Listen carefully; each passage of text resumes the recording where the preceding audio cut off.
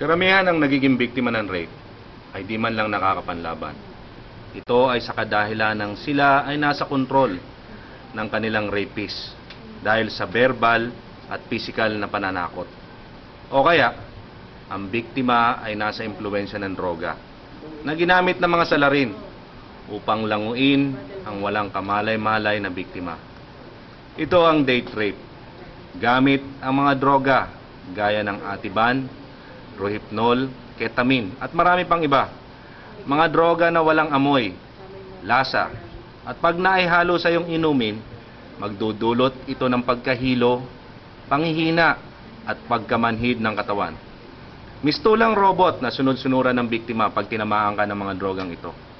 Nagdudulot din ito ng pansamantalang amnesia o blackout.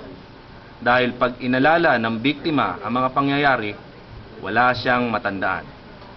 Panoorin natin ang ilang style ng mga taong mapagsamantalang ito at kung paano kayo makakaiwas maging biktima ng date rape.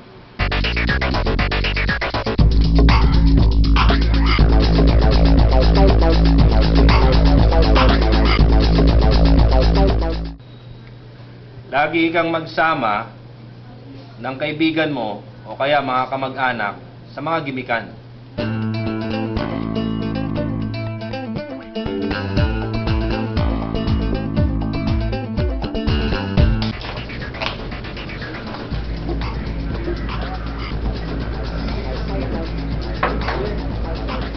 Hi, miss. Mag-isa ka lang? Oo. Habang kasama? Can I join you? Yeah, sure. Gusto mo ng drinks? Sure. Anong gusto mo? Mai Tai.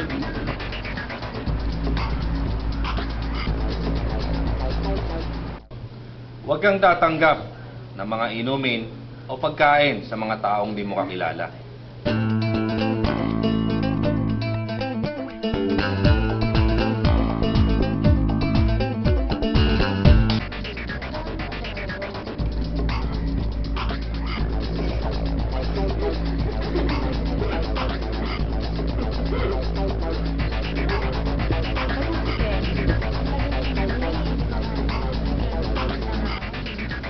Wala siya.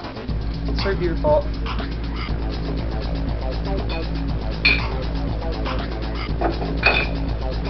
Baka may date.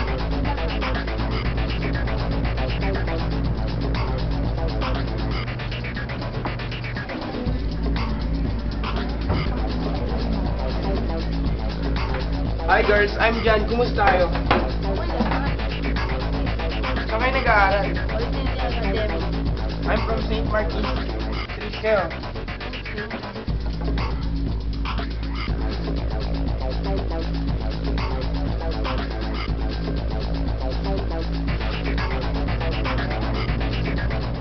Huwag mong iwan ng tingin yung inumin mo sa party o kaya sa mga gimikan.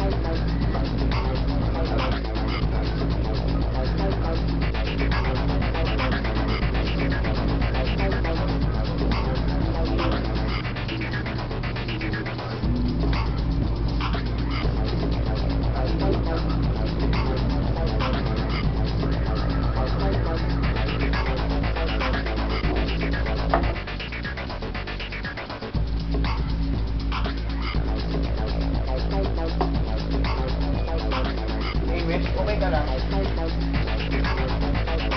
Okay ka lang? No. She's my date.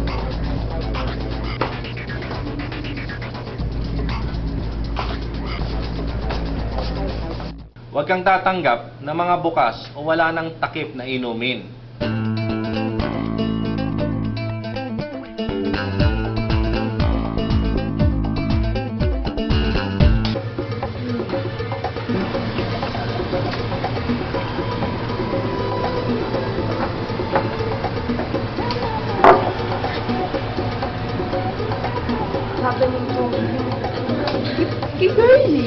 ba? Hi, miss. I have noticed lang na wala kang link. Gusto mo pa rin kita isa? By the way, I'm Jan. I'm Nikita. I'm Joanna. Ikaw, Zay? Sure.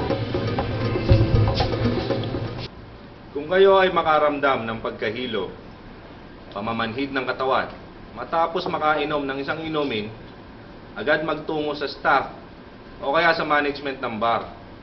O dili kaya, magpaalalay kayo sa mga kaibigan nyo. At wag na wag kayong lumapit sa mga taong di nyo kakilala. O kaya yung mga bagong kakilala lang. Dahil malay ninyo, imbis na tulungan nila kayo, maging biktima ka pa ng date rape.